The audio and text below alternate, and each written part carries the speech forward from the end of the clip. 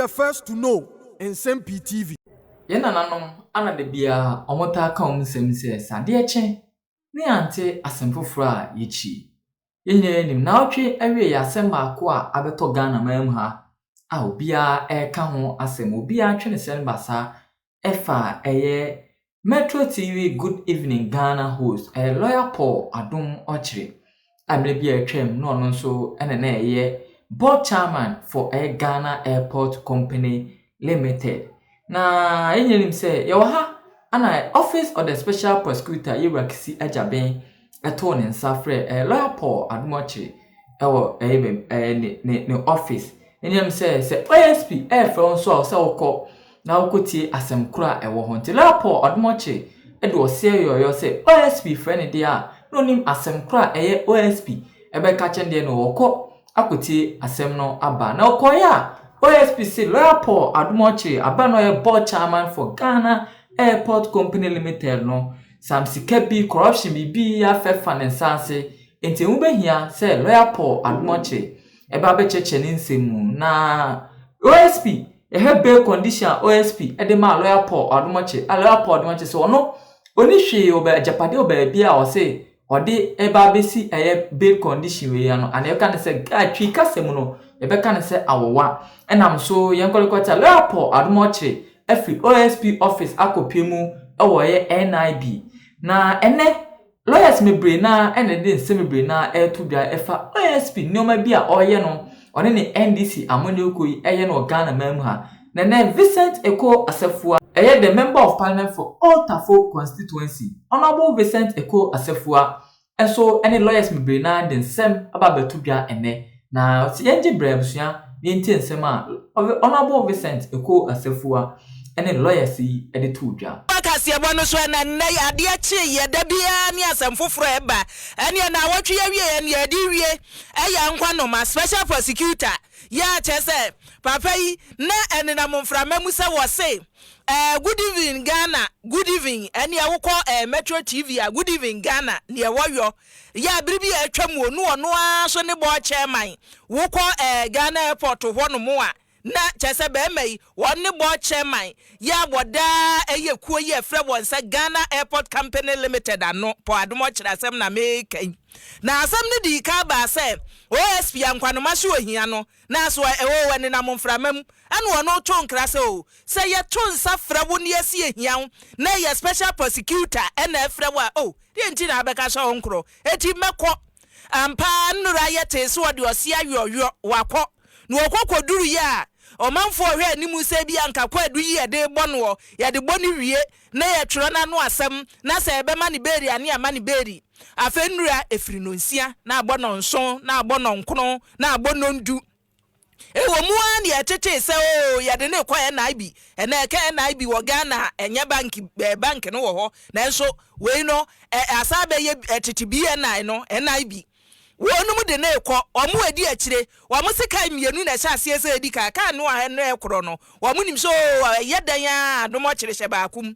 ni omu hu ya ni so yekọ ehimfa omu so omu kọ rage na ade na dane kaukudi beton ne oni amanfo bi sanse Paul Adom Otchere wo he na special prosecutor wo kọ ni page ho no mo a ene ode ato ho se bono na kachi wonu mo ba ye ma beri o te se ne ya che wo ba na ye che wo na wutimi be no ya si tuabwe fa bo esi awowa na yetumi ya ni ama beli no o chese nra Paul Adom Otchere wo mo ka beli conditions yi e wo mo kire no se ni na wo so yo no na se mo akonya so wo Agyapade bi a ene na ade esi awowa ni ama beli no wo mo se Paul Adom Otchere so woni Agyapade bia Ghana ha yo di si beli awowa ebeye na asemi hu na nnem na hyebadwani emo omanfo yo wo Otafo edi atudwa se ba bia ne ma keka kono anhwe ya Ghana be kakra no wuni pakro ye chewo a ye beka akire wo se kokofa Yesu Kristo bra ansa na ya ma beli wo sesesei ye nya che obi wo mayi mu na abada da ni mu nipa anasa bia de kwadu bia bowo a ye kukuru be no ye hyeda hwa de na wunya ye komo ade na wunya ni aka atwere se beli condition ni nie eti nipa no anya no atwiri mu saa ne atene ne kom saa ye yi no abehwe no oye buahwe wo de ntie nsem a Vincent Ekwasefua wadi atu dwabie. Why do you put him in such a condition? As if say, as if he's a petty criminal. I am not saying that he should not subject himself to accountability. No, I'm only saying that just a common invitation to Paul Otchere. May who be that? See a true be that catch and say, on one guarantee man on signing the surety, no one for the properties and famra. 2 landed property in his name. Jesus Christ. Go for Troto. 1 year. Said the name go for Bicano. Or be to me at the bonnet our buy with more. Even if it takes 12 years, even if it takes 16 years, one shy a chill be a catch as Uncle for Jesus Christ and bra as a bill condition. One should be a catch the parents say, Uncle for no one arcano of Fambra. One should be a catch as a no or 2 year, a catch and also cautious in soon during the lowest time, no. The bands and when a bill condition. Let us say you do shame, no. How do we exercise such discretion in such a bad taste? Busiani ota fomra shebedwani onmonyam for Vincent Ekwasefua no wate ne no wa chese ne woka nyina ne se nsam ampanimfo yika na miti bail condition ne akukura to nipa no watwa no wode ohun ba bi efiri no se enne kura de enema ya ampanimfo bobɔ so se kofa bra no wanu se wo ye lawyer ni ebi mo ho no mo a wonti bi da enema ye omokeka no wo so adwene ho a wonti ase o de ntie we mra It's here. And the Mekacho say, why are you saying there? I was a Ghana Nibia on your landed property. Be lazy, be rented. Abra, if you own one rental, tell your chua renting to know would landed property. I would you, which is a bit musa. That is wrong. That is not how our laws work. That is not the spirit of our laws. The fact that you've been given a discretion to ask an accused person, and that's a suspect, to bring a bail condition. On the medical culture, a bail condition, and you're self-recognized as one for Otchere, and that's a third party and your mouth. These are the 2 bail conditions I've been meaning as a lawyer. And the other one, which is will be brand. That person will have to come and serve as a surety. And in law, these are the only 2 bail conditions that I am aware. In all my readings and in all my studies, criminal law, I have never seen any other bail condition. And if it's a bail condition, it's a third party in there, but this will be for that is a third party number. One Kasanian Busan say, one Kasa serve as a guarantee and a surety for yourself. It is illegal. Busiani awuti ye ma shebedwani ma omanfo yo wo otafo onmonyamfo Vincent Ekwasefua no wate ne no na lawyer ni a wo gire mu e de ama Paul Otchere lawyer Lenny ana ne agye so akyere mu se ni nipa yi efiri nura najo so ohu no anopai kura de akyen ye no wate ne nka lawyer de ni and right, your name office of the special prosecutor, Ekokudin Kita, almost 14, Mr. Paul and Omo, ye movie, na say ye munisi, na say ye fin say why ye bonia, ye bebo quote, do bono, any charging. And to the yam one quote, a coconaya bono, office of the special prosecutor say or bono coco, ewo ediamami and some, and no shishimuna oye. The end kind, corruption and corruption related activities, the tosum a breach of procurement rules, and at last. Use of public office for private benefit. There or the Dibrena, a demand, a man of board, and Enya emphasubia Sanfas on a bar on one casa echo. Into Cocono Bono Bill and no. And you are the office of the special prosecutor for we not the quite pay Ay3de Kakra, but an adunum home baby and an TSA or more facilities in the bar. Now, him no, Esa Kwakushia, office of the special prosecutor team, into Nuarisha Muse, Tibia, Abia, Yebesign, at the no Abba, office of the special prosecutor. Busiani awuti ye lawyer Nima Paul Otchere lawyer Lenny anane agye en wate ne nka no me enko homa so ne ye nsantwefo de achi lawyer for hwehwe ye so yadwuma no na ese ye kyekire ehin na Paul Otchere wowo e de na asie ye kwa homa so multimedia nsantweni ha na odame ewo ahoma so ye ne no entwetwe nkomo ne enhwe babi a sabre Paul Otchere so omahu na kira kwai so omahu ye ha na akwa bo Adom yeda sese waje ye so na yenhwe wo special prosecutor atena ye efra no panyina wo hu Paul Otchere anase wonya update bi fan efri no anajo ne akoso ho yen hu bebi akọ ewo tia me no kase yenim bebi potenya na Parliamentary Select Committee on Constitutional and Legal Affairs Committee no Omoko Office of Special Prosecutor one the power almost tourism institutions. If you are Hona or Casta, and your Kanema be about the office. Or carry any you listen, say, Namapacho, Paul, the lawyer says, condition I am I know yes, and then they do 2 landed properties in Eba. And I'll say, a good card here, all come but I'll be generalizing. Job can't say, the word say, who needs landed property in your shame. A buying man set up a shame. After she said, you be and I say, you be after that, no more who do mobile. Now, be a Paul, what you one country. And what Uncle says, they invite you to the office of the special prosecutor.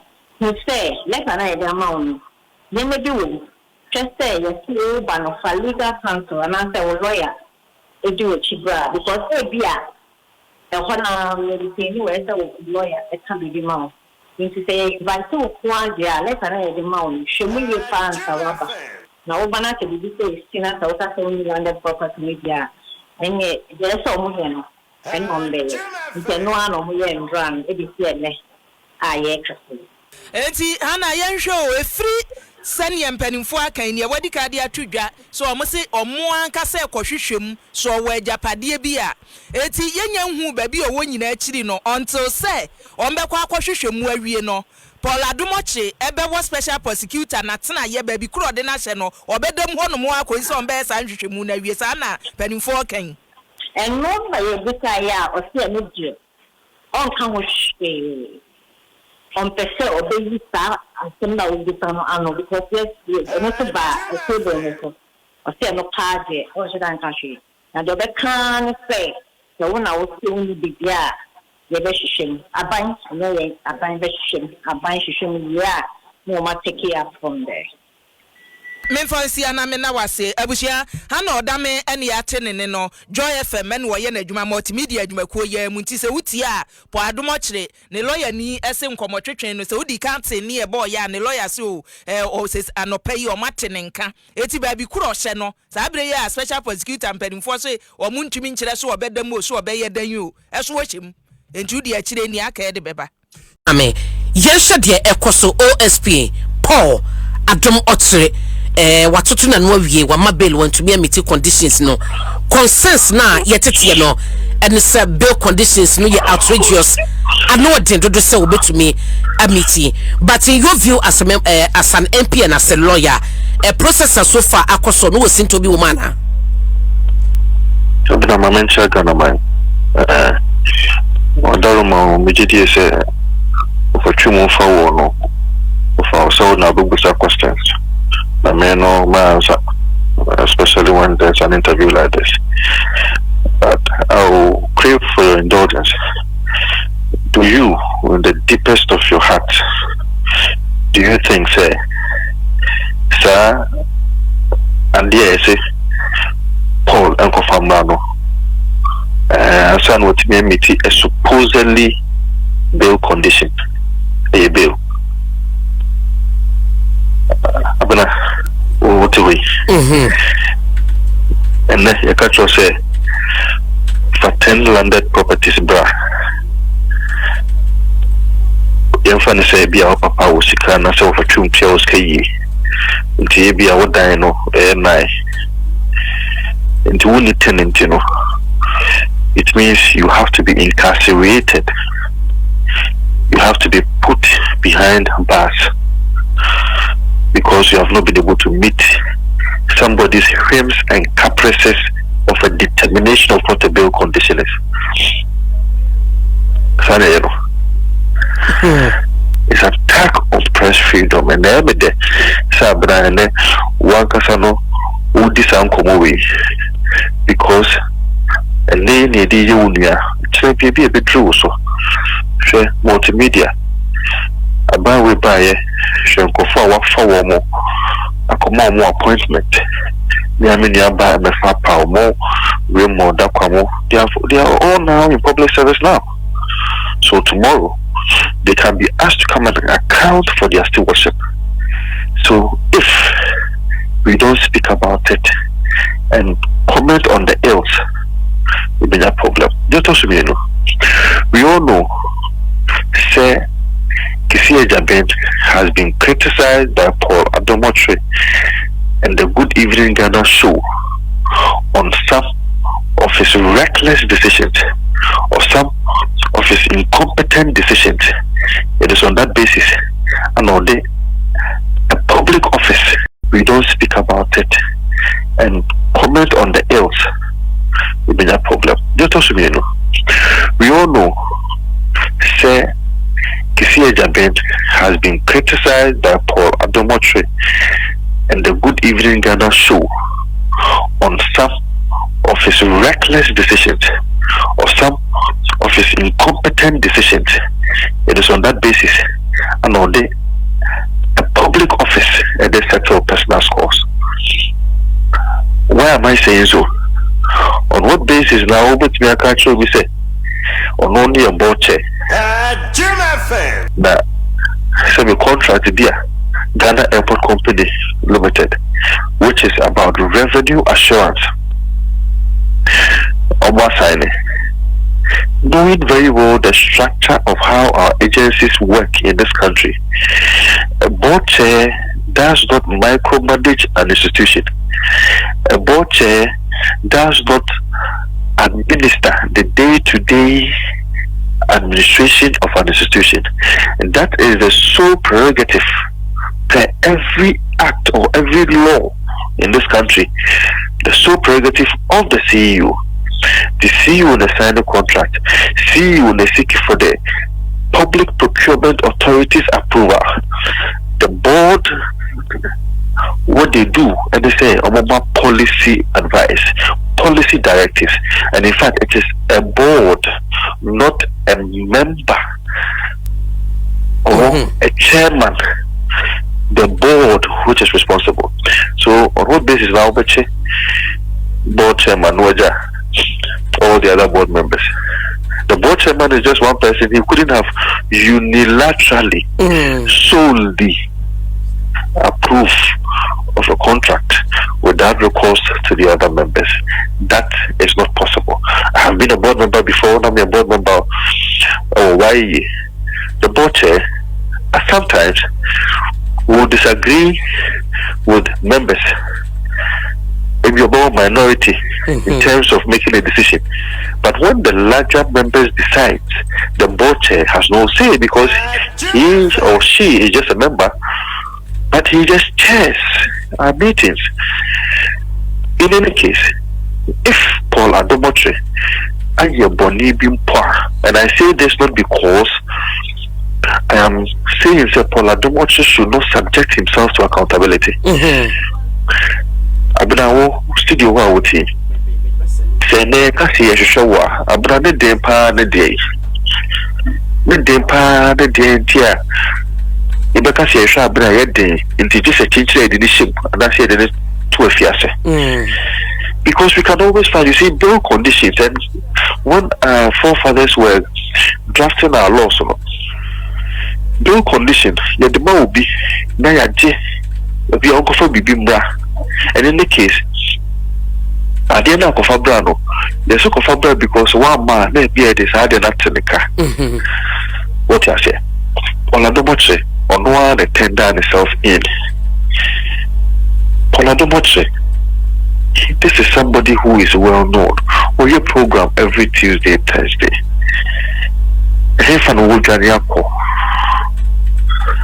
Say, yeah, be bill condition. Oh, money bill condition. Say, oh, we know, oh yeah, at flight dress, who can obey me, Johnny? Nanipa only is a problem. No, why do you put him in such a condition? As if say, or Johnny, as if he's a petty criminal.